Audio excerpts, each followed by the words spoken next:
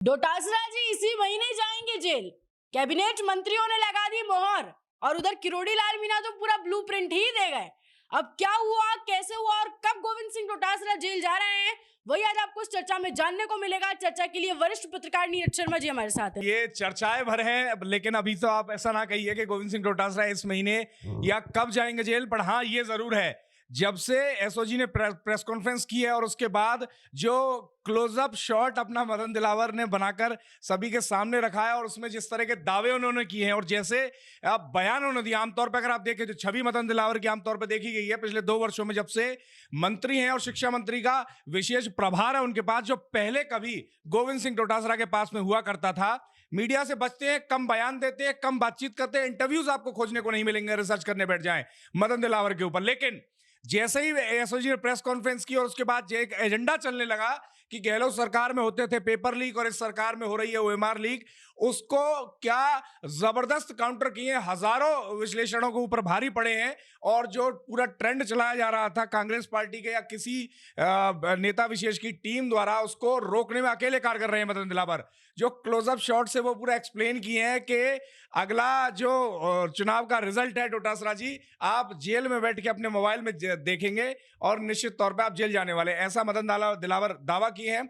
हाँ, किरोड़ी लाल मीणा भी अपनी चर्चा कर रहे हैं। आज ही के भाषण में वो साफ किए कि भैया पूरा सिस्टम बताए, और विशेष रूप से किरोड़ी लाल मीणा का ब्लूप्रिंट को लेकर ये इसलिए ट्रेंड कर रहा है सोशल मीडिया में, आप मान लीजिए, क्योंकि किरोड़ी लाल मीणा की आप पुरानी हिस्ट्री उठा के देख लीजिए। जब वो विपक्ष में रहे तो वो सबूतों का पूरा जकीरा लेके घूमा करते थे और उस सबूतों के जकीरे के दम पे एसओजी ने कई बड़ी मछलियों को उठाकर सलाखों के पीछे डाला है, बंद किया है। और अब डोटासरा के पीछे अगर आप पूरा क्रोनोलॉजी समझ के देखेंगे तो पूरी सरकार के मुख्य चेहरे लग गए हैं। किरोड़ी बाबा जिसके पीछे पड़ा है उसको निपटा दिया है, इतिहास रहा है किरोड़ी लाल मीणा का।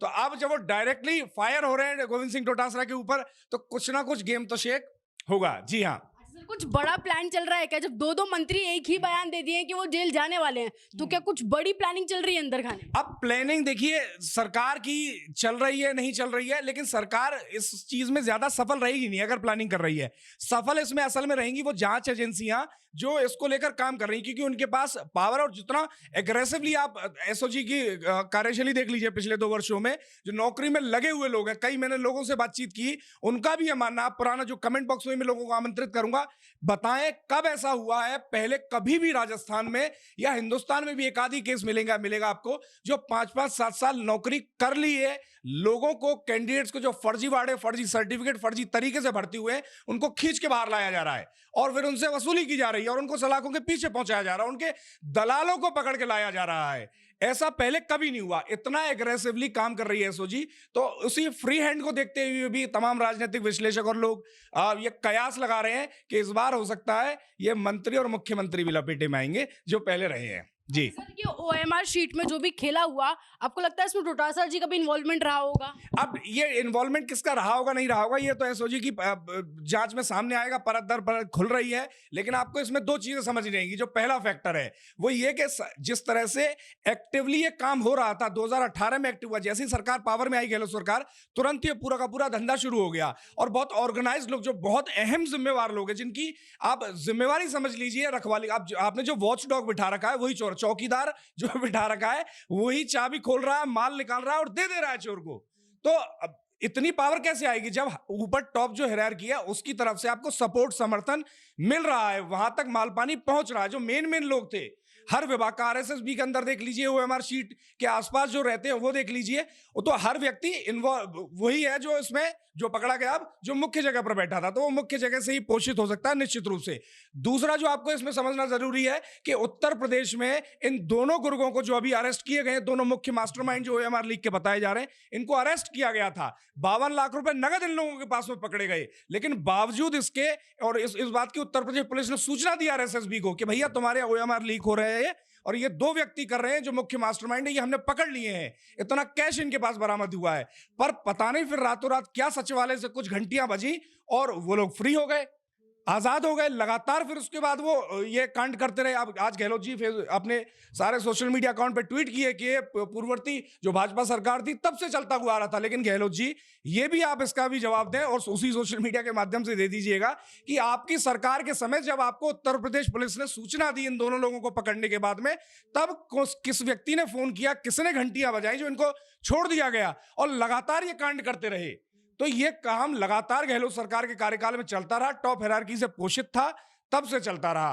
अब इन दोनों, अगर इन टॉप लोगों द्वारा पोषित था, क्या इनके ऊपर जांच में कोई असर पड़ेगा, ये दूसरा पॉइंट है और ये इंपॉर्टेंट पॉइंट है। मैंने और जो इतिहास में देखा, जो हर व्यक्ति सहमत भी होगा, जो बड़े पद पे होते हैं ना, इन पर इन बड़े पद वाले लोगों का, बड़े पद वाले जो दूसरी पार्टी के विपक्षी लोग भी होते हैं, सरकार के लोग भी होते हैं, वो भी विशेष रूप से ख्याल रखते हैं। तो मंत्री और मुख्यमंत्री तो भैया जेल नहीं जाया करते हैं राजनीति में, और राजस्थान की में तो नहीं। तो डोटासरा का जेल जाना इतना आसान नहीं है। या अशोक गहलोत की भी बात कर रहे हैं, जो आज मुख्यमंत्री भजनलाल शर्मा के भाषण को भी डिकोड करके देखा जा रहा है कि वो भी गहलोत को टारगेट कर रहे हैं और कह रहे हैं कि मुख्यमंत्री भी जेल जा सकते हैं, पूर्व मुख्यमंत्री।